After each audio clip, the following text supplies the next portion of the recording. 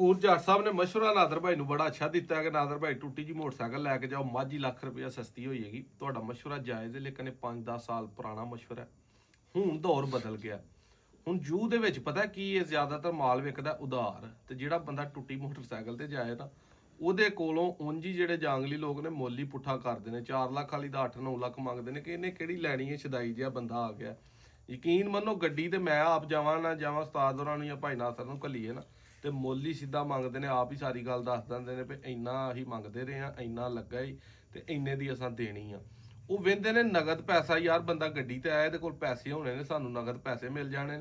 ਅਸੀਂ ਧਾਰ ਕਿੱਥੇ ਲੁੱਚ ਨੂੰ ਫਸੇ ਰਾਂਗੇ। 10-20 ਹਜ਼ਾਰ ਸਸਤੀ ਦੇ ਲਈਏ ਤੇ ਇਹਨੂੰ ਦੇ ਲਈ ਆ। ਮੋਟਰਸਾਈਕਲ ਵਾਲੇ ਸਾਰੇ ਕੰਮ ਜਿਹੜੇ ਨੇ ਅੱਜ ਤੋਂ 2-4 ਸਾਲ ਪਿਛਾਂ ਕਰਦੇ ਰਹੇ ਆ, ਲੇਕਿਨ ਹੁਣ ਜਿਹੜਾ ਉਹ ਜਿਹੜੇ ਜੂ ਦੇ ਲੋਕ ਨੇ ਨਾ, ਉਹ ਇਸ ਚੀਜ਼ ਨੂੰ ਬੁਰਾ ਸਮਝਦੇ ਨੇ ਕਿ ਯਾਰ ਸਾਡੀ ਮੱਝ ਚੰਗੀ ਹੈ।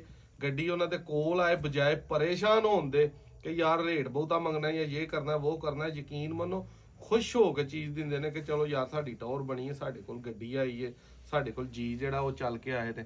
ਜਿਹੜਾ ਮੋਟਰਸਾਈਕਲ ਵਾਲਾ ਟ੍ਰੈਂਡ ਹੈ ਉਹ ਕਿਤੇ ਕਿਤੇ ਕਾਮਯਾਬ ਹੋ ਜਾਂਦਾ, ਲੇਕਿਨ 90% ਜਿਹੜਾ ਨਾ ਉਹ ਇਹ ਟ੍ਰੈਂਡ ਹੁਣ ਖਤਮ ਹੋ ਗਿਆ। ਗੱਡੀ ਤੇ ਟੁਰ ਜਾਓ ਤੇ ਤੁਹਾਨੂੰ ਛੇਤੀ ਲੱਭ ਜਾਂਦੀ ਹੈ। ਤੇ ਜਿਹੜੇ ਟਾਕੀ ਜਿਨ੍ਹਾਂ ਨੇ 4 ਲੱਖ ਵਾਲੀ ਦਾ 10 ਲੱਖ ਤੇ ਮੰਗਣਾ ਦਿੱਤਾ ਹੋਏ, ਉਹ ਨਾਲ ਭਾਵੇਂ ਤੁਸੀਂ ਟੁੱਟੀ ਜੁੱਤੀ ਪਾ ਕੇ ਜਾਂ ਜੁੱਤੀ ਹੱਥ 'ਚ ਫੜ ਕੇ ਨੰਗੀ ਪੈਰੀ ਟੁਰ ਜਾਓਗੇ ਨਾ, ਤੇ ਭਾਵੇਂ ਜਹਾਜ਼ ਤੇ ਟੁਰ ਜਾਓਗੇ, ਉਹਨਾਂ 4 ਲੱਖ ਵਾਲੀ ਦਾ 10 ਮੰਗ ਕੇ ਆਪਣੀ ਆਦਤ ਜਿਹੜੀ ਹੈ ਪੂਰੀ ਕਰਨੀ ਹੈ। ਤੇ ਮਾਲ ਹਮੇਸ਼ਾ ਮਾਲ ਮੁੱਲ ਵਿਕਦਾ।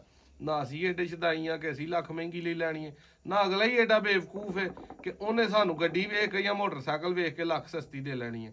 5-10 ਹਜ਼ਾਰ ਦਾ ਫਰਕ ਪੈ ਸਕਦਾ, ਤੇ ਵਕਤ ਹੁਣ ਇੰਨਾ ਤੇਜ਼ ਹੈ ਕਿ 5-10 ਹਜ਼ਾਰ ਦੇ ਫਰਕ ਨੂੰ ਹੁਣ ਨਾ ਕੋਈ ਅਗਲਾ ਵਹਿੰਦਾ ਨਾ ਅਸੀਂ ਵਹਿੰਦੇ ਆ।